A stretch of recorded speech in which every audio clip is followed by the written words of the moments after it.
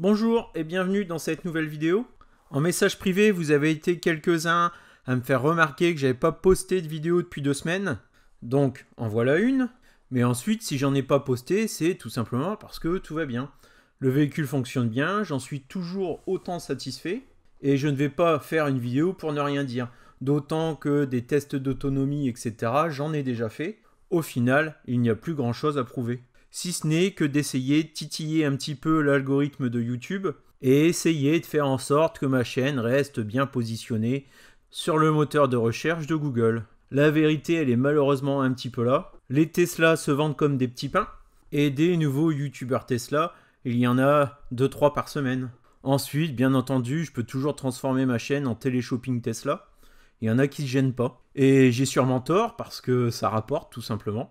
Je vous l'ai déjà expliqué dans des vidéos précédentes au sujet des liens affiliés AliExpress. Certains youtubeurs en effet arrivent à caser sur chaque vidéo un produit chinois, sur fond bien entendu de titres putaclic, limite à faire peur, l'accessoire qu'il faut absolument acheter, sinon la voiture elle va prendre feu, vous allez casser quelque chose, etc.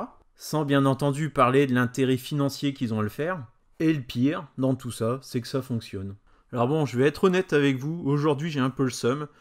J'ai mon appareil photo caméra Lumix qui me sert pour pas mal de mes vidéos. Il fonctionne plus et a priori c'est pas réparable. Et ça coûte une blinde, il y en a pour 500 €. Donc je vais faire comme les autres, une petite vidéo sur des accessoires avec des liens affiliés. Mais surtout un retour sur ces accessoires que j'ai depuis plusieurs mois pour voir s'ils durent dans le temps malgré qu'ils sont chinois. Et si vous voulez soutenir la chaîne, je vais pas m'amuser à ouvrir un Tipeee, à faire un appel aux dons, etc. comme plein d'autres le font. Moi honnêtement, ça me met mal à l'aise et on est des petits amateurs, quoi. On n'est pas sur un truc professionnel avec un fan club. Donc si vous achetez de temps en temps des choses sur AliExpress ou sur Amazon, même s'ils n'ont rien à voir avec les accessoires Tesla, vous pouvez toujours cliquer avant de passer commande sur un de mes liens Amazon ou AliExpress que je mets toujours en description vers les accessoires que j'ai achetés. Même sans commander l'article en question, Amazon ou AliExpress seront au courant que vous êtes venu acheter quelque chose dans leur boutique en passant par mon intermédiaire et me reversent une petite commission. Ça change absolument rien à votre panier d'achat de votre côté. Le prix pour vous reste le même. Bon allez, j'arrête de faire la manche. Je vous parle justement du dernier accessoire que j'ai commandé. Enfin, c'est pas vraiment un accessoire. C'est simplement le filtre d'habitacle que j'ai changé. Enfin, les 2 filtres. Il y en a 2. Alors, étonnamment, chez Tesla, on vous encourage même à le faire vous-même. En effet, sur le site de Tesla, officiellement, il y a des fiches Do It Yourself. Procédures à réaliser soi-même. Dans ces procédures, on y apprend comment redémarrer le véhicule, comment mettre son téléphone en Bluetooth, mais aussi carrément le remplacement du vérin du capot, du coffre, le liquide de lave-glace, retirer un caillou ou un débris au niveau de la protection des freins, appliquer de la graisse W40 sur un axe de pivotement des poignées de porte, et bien entendu aussi le remplacement du filtre habitacle. Donc j'en ai commandé un sur AliExpress, 15-16 € de mémoire. Dans la description de la vidéo, je vous laisse un lien pour en commander un, soit sur AliExpress, soit sur Amazon.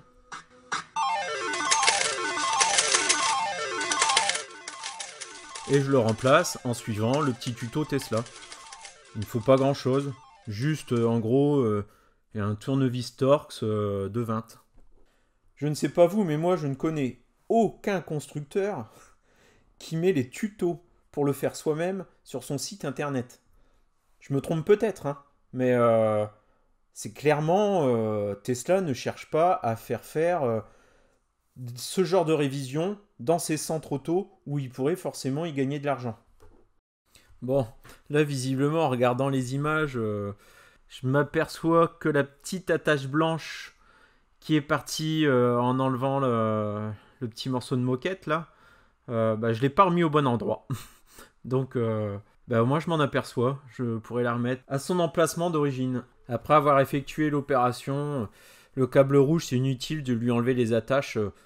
La petite trappe peut s'ouvrir sans qu'on y touche.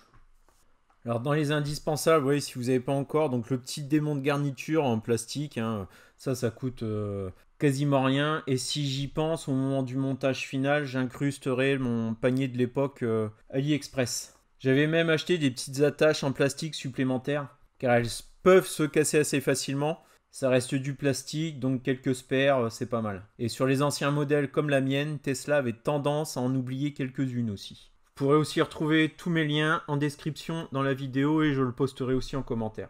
En tout cas, c'est toujours assez satisfaisant de faire les choses soi-même. On y gagne aussi du temps et de l'argent. Le temps parce qu'il n'y a pas besoin de prendre rendez-vous, de faire le trajet jusque chez Tesla. Et l'argent parce qu'en gros, pour moins de 20 €, vous pouvez vous changer votre filtre d'habitacle. Donc il n'y a pas de raison de ne pas le faire tous les 10 000 km. Ne faites pas comme moi, n'attendez pas quasiment les 30 000. Surtout que je commençais à le sentir en fait. Au démarrage, la voiture, lorsqu'on rentre dedans, il y a une petite odeur. Et ça venait de ça. Donc là-dessus, je suis un petit peu honteux, j'ai trop attendu.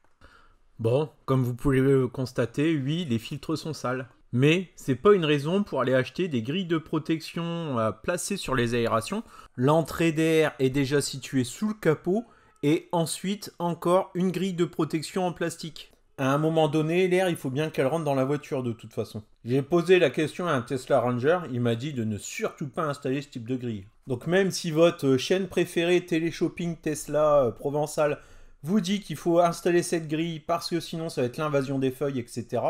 Mon conseil, ça serait plutôt de changer votre filtre à habitacle régulièrement. Et ainsi éviter les moisissures, etc., etc. De même que si vous achetez une bâche de protection pour votre auto, prenez-la quand même avec une aération sur le devant. Pour la batterie, c'est conseillé. Enfin, je vais arrêter là, mais je ferai peut-être une vidéo les accessoires AliExpress à ne pas acheter pour votre voiture. J'y suis arrivé avec une main gauche temporairement handicapée, une caméra dans les mains. Franchement, c'est à la portée de tous. Et puis, même si la première fois, c'est un petit peu plus galère, les autres fois, ça se prend 5 minutes. Et pour rappel, hein, c'est pas de la bidouille, c'est autorisé par le constructeur et c'est indiqué comment le faire soi-même. Je sais, ça change un peu de nos traditionnels constructeurs historiques qui aiment bien vous facturer 60, 70 €, 80 € peut-être pour le remplacement d'un filtre habitacle en même temps que la révision annuelle hors de prix. Personnellement, là, j'ai essayé un autre style de filtre habitacle censé être un petit peu plus costaud, charbon actif, etc. Mais vous pourrez bien entendu en acheter un qui est parfaitement identique à celui d'origine. Mais les Chinois ne sont pas mauvais dans les systèmes de filtration puisqu'ils ont tout simplement les villes les plus polluées au monde. Il y a des purificateurs d'air quasiment dans chaque maison.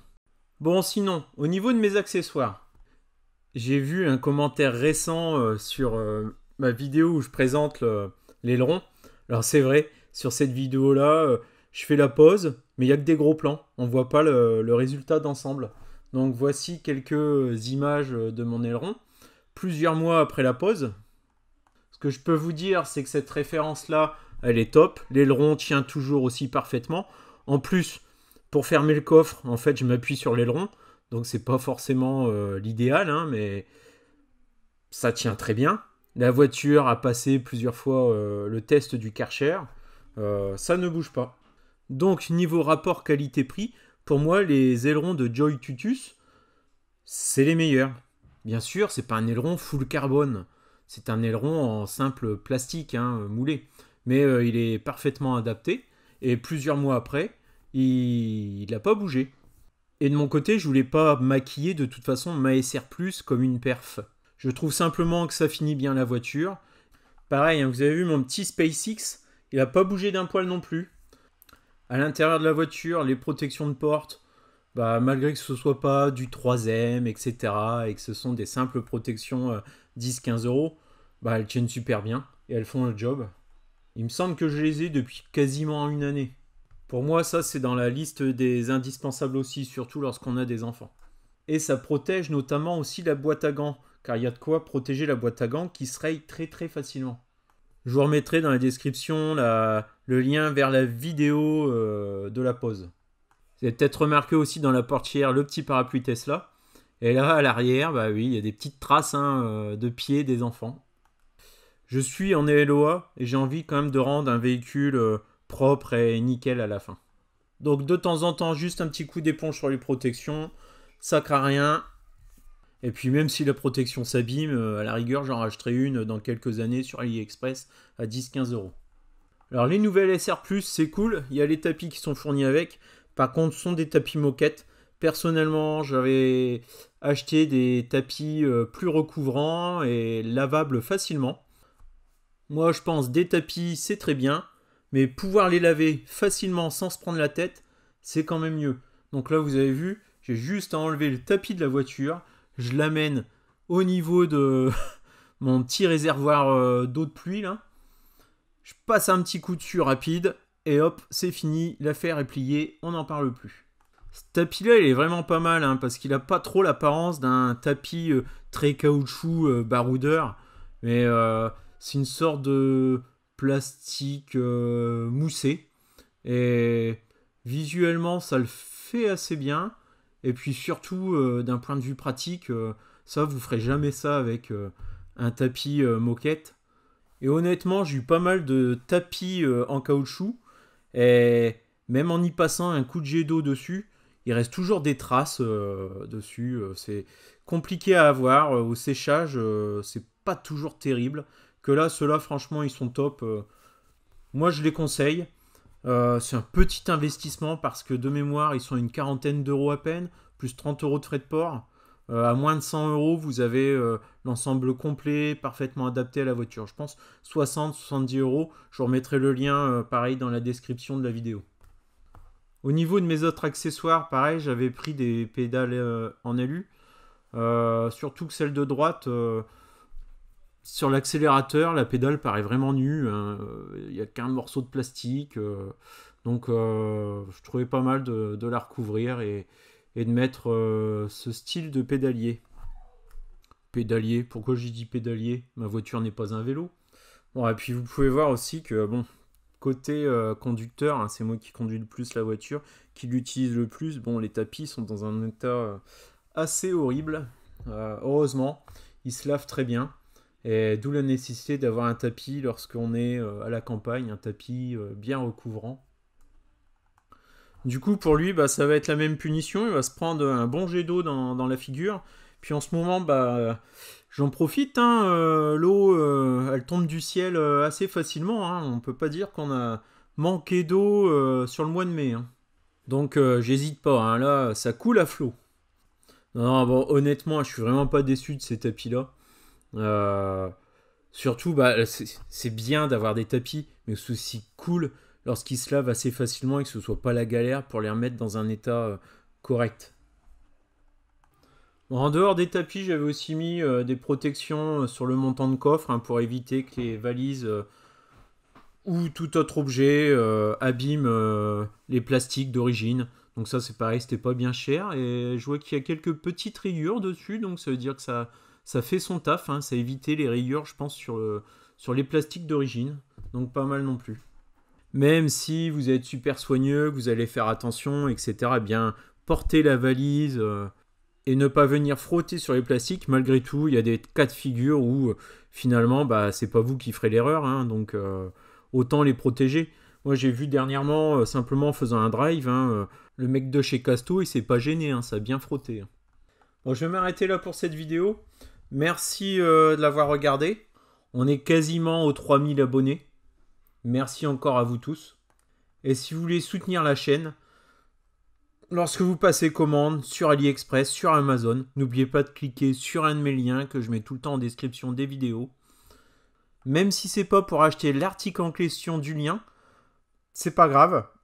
Ça compte quand même. C'est comme ça aussi que se rémunère tout ce qui est moteur de recherche type comparateur de prix. De mon côté, je pars en road trip avec la Tesla dans une petite semaine. Un road trip de plus de 4000 km en SR+. Grâce à ces petits liens affiliés, je me suis acheté un petit drone. Les vidéos que vous avez vues en introduction, il ne s'agissait pas de mon propre drone.